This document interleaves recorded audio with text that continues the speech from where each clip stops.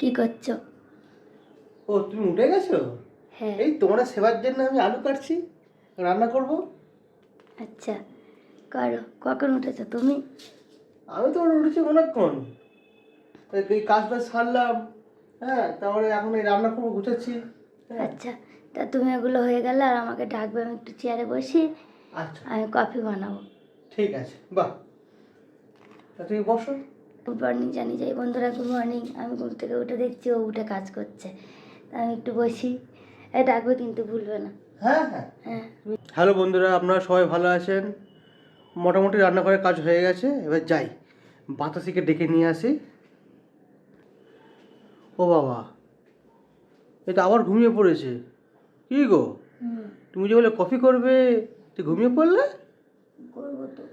করবো মানে? না, তোমার যদি অসুবিধা হয় তাহলে আমি গিয়ে করছি, ওর সব কাজ তো করছি, এটা করে খাইয়ে দেবো। না না, বসে আছি তো ওই জন্য। আমি তো তোমাকে বললাম যে তুমি আমার ডাকবে, এত লেকচার করো কেন তুমি?